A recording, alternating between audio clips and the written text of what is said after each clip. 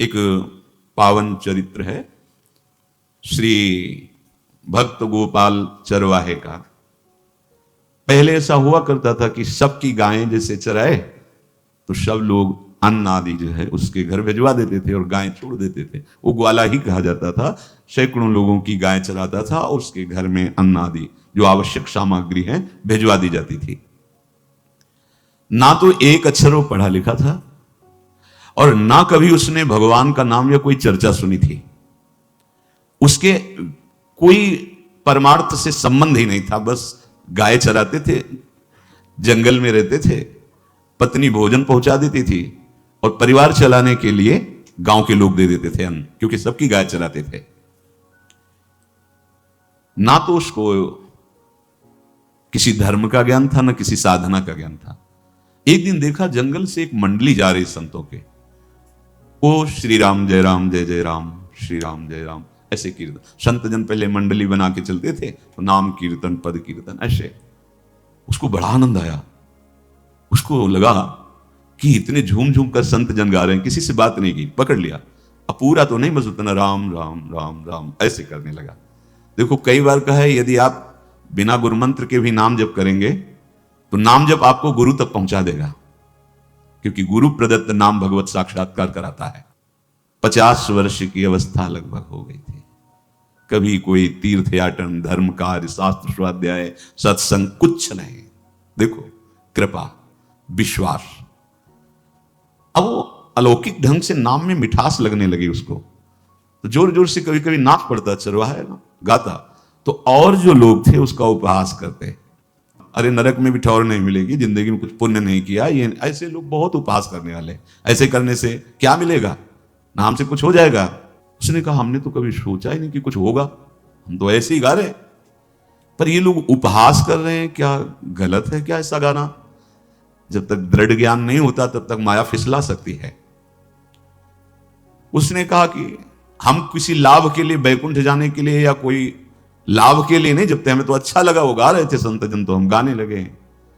क्या सही में आप लोग समझते हैं कि ये गलत है? उनका तुम मूर्ख हो, तुम्हारी क्या समझ में आए?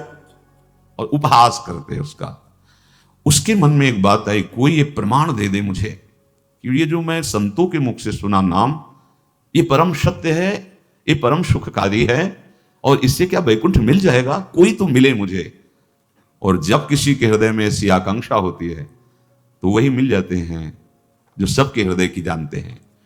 एक दिन उसने देखा जब लोग दिल्ली की हंसी मजाक कर रहे थे, उसी समय एक लंगोटी पहने हुए, हाथ में कमंडल और दंड धारण किए हुए कोई वीतराग परमहंस दौड़ा, चरणों में गिर गया। महाराज महाराज, बस एक बात आप बता दीजिए, जो हम राम राम कह रहे हैं, ये लोग उपहास करते हैं, क्या इससे हमारा कल्याण हो जाएगा, वैकुंठ मिल जाएगा? तो उन्होंने कहा बेटा ये बहुत मंगलमय भगवान का नाम है, पर हमें लगता है कि तुम्हें गुरुदेव की आवश्यकता है। यदि तुम गुरु कृपा पात्र बन जाओ तो इन उपहास करने वालों की बातें तुम्हारे मन में नहीं लगेंगी और निश्चित तुम्हें भगवत साक्षात्कार हो जाएगा। तो पैर पकड़ लिया और कहा महाराज आप ही गुरु बन जाओ ना हमारे, आप ही हमें मंत्र दे दो। तो उन्होंने कहा हम तो तीर्थ यात्रा में हैं, ऐसा हम नहीं कर सकते, पर यदि तुम भगवान से प्रार्थना करोगे तो तुम्हारे कल्याण के लिए सदगुरु प्राप्त हो जाएगा। इसलिए जैसे कोई पूछते किसको सदगुरु बनाऊं, तुम कहते किसी को नहीं, पहले भगवान को मानो, श्री हरि को, जगत गुरु श्री कृष्ण को, फिर उनसे प्रार्थना करो कि यदि आप आवश्यक समझते हो कि सदगुरु के रूप में आप आकर के हमारा कल्याण करेंगे तो मुझे पहुंचा दो, या आप स्वयं आ जाओ। मैं नहीं खोज कर पाऊंगा, मेरी वो दृष्टि नहीं है कि मैं किसी महापुरुष को पहचान सकूं।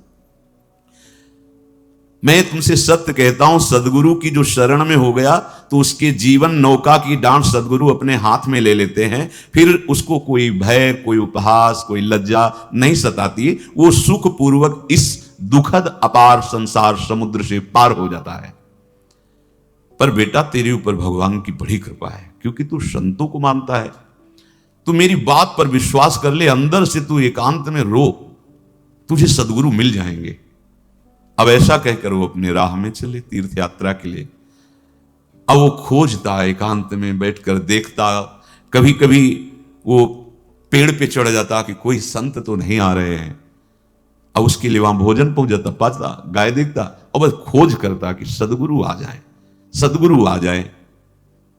बहुत समय व्यतीत हुआ पर उसका विश्वास नहीं टूटा कि संत ने कहा था कि तुम भावना करो कि सदगुरु आ जाएंगे।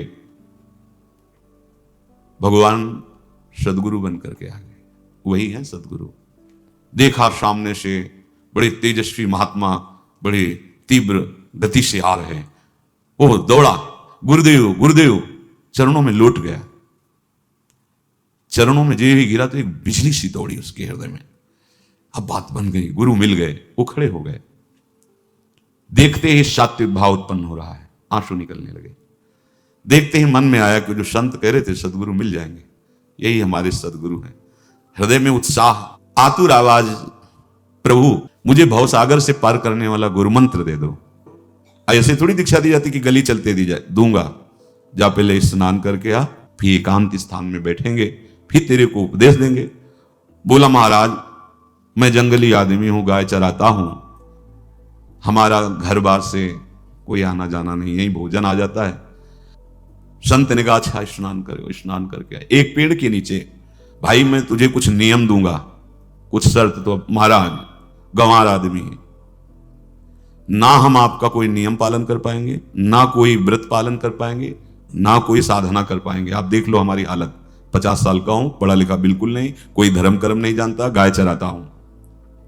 मुझसे बहुत बातें नहीं सदेंगी, अगर एक कोई बात बता दो तो प्रण करता हूं जिंदगी में प्राण त्याग सकता हूं, पर एक बात कोई, एक नियम कोई दे दो। हमें बहुत नियम तो नहीं समझ में आएंगे, एक कोई बात बता दो कि ऐसा कर लेना और मंत्र जपना, तो हम प्राण त्याग सकते, पर आपकी आज्ञा उल्लंघन, पर बहुत हम बातें नहीं मान पाएंगे क्योंकि हमारी इतना ज्ञान नहीं है। गोपाल के वचन सुन करके बहुत प्रसन्न हुए संत भगवान। एक नियम तुझे देता हूं, हमारे आराध्य देव श्री कृष्ण हैं, गोविंद हैं, आज से तुम्हारे आराध्य देव गोविंद है, हां श्री कृष्ण है। बिना उनको पवाए तुम्हें पाना नहीं है, बस यही तुम्हारे लिए नियम है। तुम्हारे पास जो आए, सूखी रोटी, दूध, छाछ, जो भी, बिना उनको पवाए पाना नहीं है। सीधा सरल आदमी। गुरुदेव प्राण चाहे चले जाएं, बिना उनको पवाए आज के बाद कभी जिह्वा पे कुछ नहीं जाएगा। ऐसा गुरुजन आदेश करते हैं वैष्णव मार्ग के पथिकों को कि जल भी बिना अर्पित किए मत पियो। अगर आप बिना अर्पित किए पीते हैं तो आपकी बुद्धि में इष्ट देव के प्रति ममत्व तो नहीं आ पाएगा, नहीं आ पाएगा। अब तो गोपाल नाच पड़ा कि गुरु मिल गए, गुरु मंत्र मिल गए और इष्ट का पहचान मिल गई। उसी समय घर से भोजन आया, वही कभी चटनी रोटी, ऐसे ही बैठा एकांत वृक्ष के नीचे, आओ गोविंद भोग पाओ। अब गोपाल विचार में लगा कि आ तो रहे हैं ही नहीं, और गुरुजी ने कहा बिना पवाए पाना नहीं। पूरा दिन व्यतीत हो गया। गुरुजी कह रहे थे घट घट में विराजमान भगवान है तो कहीं से भी प्रकट हो सकते हैं। तो अंदर मंत्र जपता हो, कहता आओ भगवान पाओ आके, नहीं आए। महाराज हमारे गुरुदेव ने आपका ध्यान जो बताया तो वैसे ही आओ, आप पाओ आकर के। रात्रि हो गई, देखा पर वो नहीं आए तो भोजन उठाया, गाय को पवा दिया, तो बहुत सी गायें थी, भूखा रह गया। दूसरे दिन फिर भोजन आया, एक पत्ता टोरा, जल से छिड़का पत्ते में और भोजन रखा। भगवान को फिर पुकारा, आओ प्रभु। गुरुदेव ने आज्ञा की बिना आपको पवाए हम अपनी जबान में नहीं रख सकते। शाम हो गई, रात्रि हो गई, फिर गौ को दे दिया, नहीं पाया। अब एक तो 50 वर्ष की अवस्था और गौओं के पीछे दौड़ना और भोजन पाना नहीं, शरीर में सामर्थ्य धीरे धीरे कम होने लगी। तीसरा दिन, चौथा दिन, 5वां दिन, 6ठा दिन, 7वां दिन, दीनानाथ प्राण चाहे निकल जाए हम गुरु की आज्ञा नहीं तोड़ सकते। अगर आप नहीं आएंगे तो भूखों मर जाऊंगा। पर हम ये बात देखो, ये बात चरवाहा है, कोई साधना पूर्व की नहीं। गौ सेवा के प्रताप से उससे संतों में प्रीति हो गई, नाम की कृपा से, गुरु की कृपा से नामी की प्राप्ति की चाह। ऐसे कई दिन व्यतीत होते, अस्थि मात्र हो रहे शरीरा। पूछते कि क्या बात है, भोजन तो हम रोज लाते हैं, आप रोज लेते हैं, क्या पाते नहीं? आपका विषय नहीं। शिक्षा मिलती है यहां, अपने गुरु उपदिष्ट साधन को किसी से बताना नहीं चाहिए। गुरु उपदिष्ट साधन जब तक सिद्धावस्था ना पहुंच जाए तब तक गुप्त रखा जाता है। जो जैसे आप सत्संग सुन रहे हो, इसमें कोई वचन आपको लगा, पकड़ लिया, अब वो जीवन में तभी बोलना है जब उसका प्रभाव हमारे जीवन में आ जाए। नहीं ऐसे नहीं बोलना, नहीं तो निकल जाएगा। और अगर रोक लिया तो मंथन करेगा अंदर और आपको उसमें स्थित कर देगा। एक भी शब्द नहीं बताया कि हमारी गुरु दीक्षा हो गई, गुरुजी ने कहा था पवा के पाना, और इतने दिन हो गए भगवान तो आ नहीं रहे, इसीलिए हम पा नहीं रहे, तो हमारी ये दशा है। देखो आज का समय ऐसा है कि प्रगट में सब इंद्रियों के पोषण की व्यवस्थाएं भगवान दी, चाहे गृहस्थ हो चाहे विरक्त हो, लेकिन क्या हमारे अंदर निष्ठा है ऐसी? सबरी जी जब उनके गुरुदेव पधारने लगे तो चरणों में रो के गिरे कि प्रभु इस पूरे विश्व में मुझ अधम को सिर्फ आप ही प्यार करने वाले हो, आप ही ने दुलार करके मुझे रखा, नहीं सब जगह ठोकर मिलती, कोई भी संत महात्मा हमारी तरफ देखना नहीं चाहते, और प्रभु आप जा रहे हो, आप कैसे जीवन? जानते हो क्या कहा? हम तो भजन के प्रभाव से भगवान के धाम जा रहे हैं। बेटा भगवान स्वयं चलकर तुम्हारे पास आएंगे। सबरी जी बहुत वर्षों तक कभी गुरु के वचनों पर अविश्वास नहीं हुआ, क्यों कहते थे भगवान आएंगे, रोज पावड़े डालती हूँ, सोहनी लगा के जल छिड़कती हूँ, रोज बिन लगता है फुसला तो नहीं दिया गुरु जी ने? नहीं, गुरु के वचन भगवान आएंगे। शायद ऐसा वर्णन की शास्त्र हजार वर्ष सोचो जरा, और भगवान आए और सबरी को निहाल किया। ऐसे हो गुरुदेव ने कहा है भगवान आएंगे, जब तक वो ना पाएंगे तब तक हमने कहा है कि, और उनका उद्देश्य अलग था कहने का कि आप भगवान को भोग लगा के पाइएगा और भजन कीजिएगा तो मंत्र के प्रभाव से तुम्हारे मानस पटल पर भगवान दिखने लगेंगे। ऐसा होता है, पर वो सीधा आदमी सीधा समझा, जब तक भगवान नहीं पाएंगे तब तक हमें नहीं पाना। 18 दिन बीत गए, कुछ न खाना न पीना। गोविंद भी देखते हैं, बाल भक्त ओम प्रकाश जी महाराज यही अपने चामुंडा के पास से उधर बहुत नामनिष्ठ महात्मा, बाल भक्तों में बहुत ही मानो प्रहलाद जी ही हैं। जैसे प्रहलाद जी नामनिष्ठ भगवान-निष्ठ, घट घट में भगवान को देखने वाले, ऐसे श्री ओम प्रकाश जी बाल भक्त। बड़े बड़े महापुरुष गए, हरि बाबा, उड़िया बाबा, सब बस वो यही कहते कि ये श्री कृष्ण का आदेश है। फिर शायद 50 के भी ऊपर दिन गए थे, ऐसे 70 दिन तक उस महापुरुष ने कुछ नहीं खाया, सशरीर अंतर्ध्यान हुए। आज समाधि उनकी बनी। जब महत्व भगवान का जग जाता है तो शरीर का महत्व नहीं। अच्छा, प्राणनाथ जब प्राणों का पोषण कर रहे हैं तो अन्न में भी तो प्राणनाथ की हिस्स दी हुई सकती है, तो बिना अन्न के भी उनका पोषण हो रहा है। पर ये भागवती का आदेश से, मनमानी करने से नहीं। मनमानी करने में फिर मार्ग रुक जाएगा। भगवान आदेश करते हैं अपनी वाणी से, युक्ताहार विहार से, उचित आहार विहार, वो तो भगवद आदेश होता है। 18 दिन बीत गए, 19वें दिन जब भोजन आया तो पेट की आंतें सब सिकुड़ गई थी। वैसे ही 50 वर्ष के थे, आंखें धस गई थी, उठने की ताकत नहीं। पत्नी ने फिर कहा कि आप कुछ तो बताइए कि क्या आपको कोई रोग हो रहा है? आप भोजन नहीं पा रहे, मैं रुक जाऊं यहीं आपकी सेवा के लिए, या आप घर चलिए? कोई उत्तर नहीं, आप जाइए, हम ठीक हैं। ऐसा फिर धीरे से पत्ता लाए, छिड़का, भगवान आओ, पाओ आकर के। शाम हो गई, फिर गाय को दे दिया। विचार कर लिया कि अब मरना ही है, मुझे जैसे अधम के पास भगवान तो आएंगे नहीं, वो तो भगवान है, पर मैं अपने गुरु के वचन नहीं तोड़ सकता, मर चाहे जाऊं।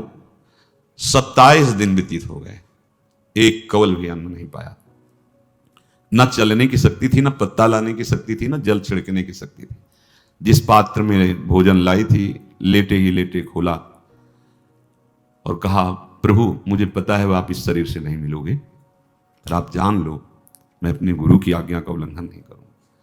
ये मतलब जितने महान हुए हैं सब निष्ठावान हुए हैं।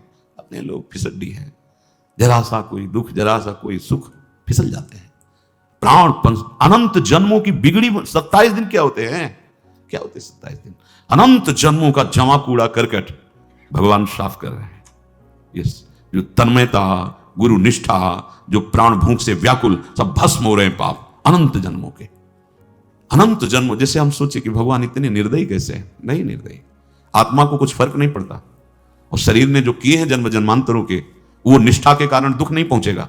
निष्ठावान को दुख नहीं पहुंचता, वो आपको दिखाई देगा दूर से, उसको दुख नहीं पहुंचता, क्योंकि निष्ठा का कवच है, वो कभी कोई भेद नहीं सकता। किसी भी माया के यंत्र में ताकत नहीं कि निष्ठा को भेद सके, उसी को निष्ठा कहते हैं, नहीं भेद पाए। 27वां दिन है,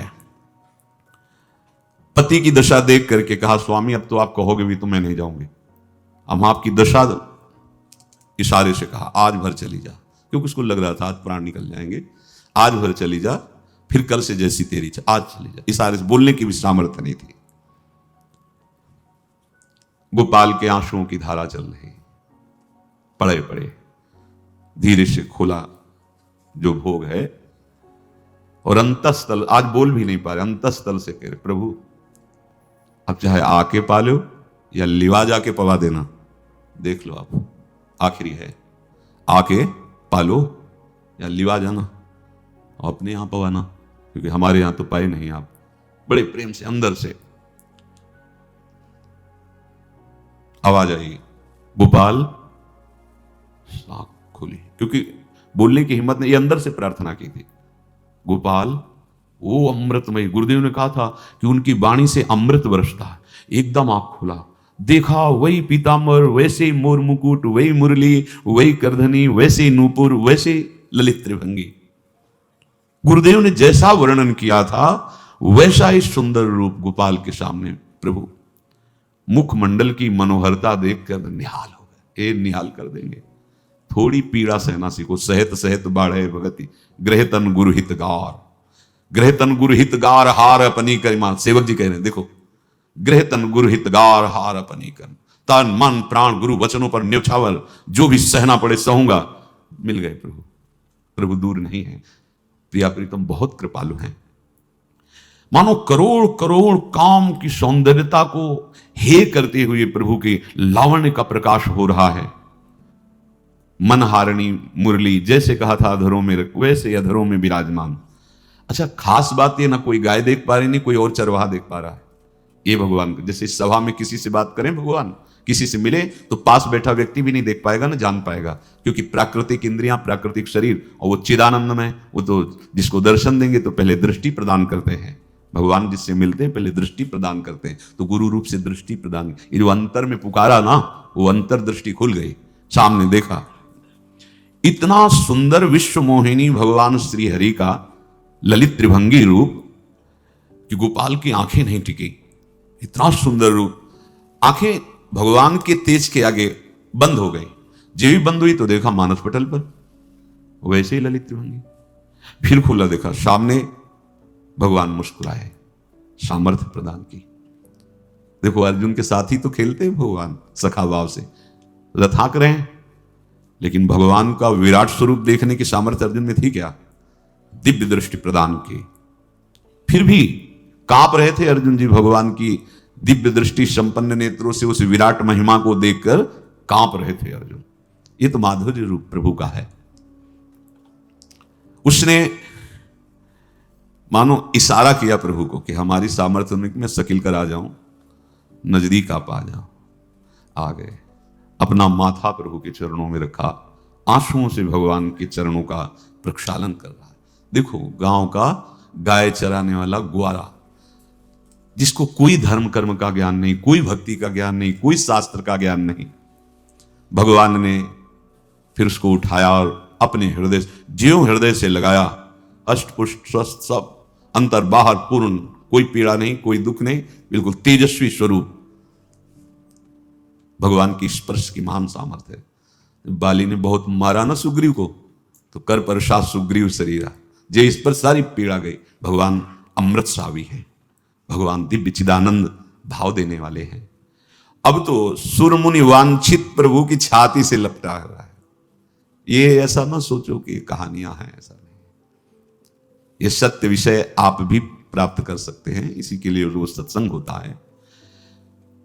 जब वो भगवान से लिपट कर छाती में अश्रु की बूंदे, तो भगवान ये था माम प्रपद्यन्ते, भगवान की अश्रु बूंदों से गोपाल का अभिषेक हो रहा है।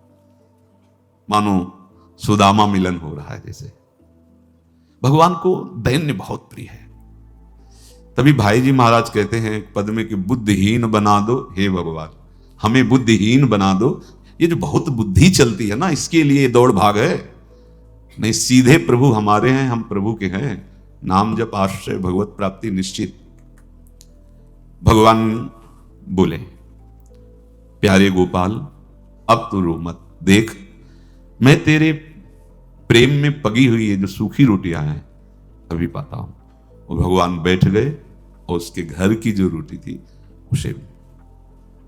देखो मुझे त्रिभुवन का कोई भी भोग प्रसन्न नहीं कर सकता गोपाल, मुझे त्रिभुवन का कोई भोग प्रसन्न नहीं कर सकता। इस बात को समझो, जिनको ये भ्रम हो कि हम अधर्म से कमा के 56 भोग लगा के प्रभु को प्रसन्न कर लेंगे, तो ये बात सुनो। कह रहे मुझे त्रिभुवन का कोई भोग प्रसन्न नहीं कर सकता, मैं ऐसे ही अन्न की चाह रखता हूं। भगवान के वचन, जैसे दुर्योधन का महल का सब वैभव त्याग के स्वागत ठुकरा के और विदुरानी जी के हाथ का छिलका पाया, मैं ऐसे ही अन्न की चाह रखता हूं। भगवान कहते हैं बलिहारी है। कभी प्यार से एकांत में रो के इनको पवाना सीखो।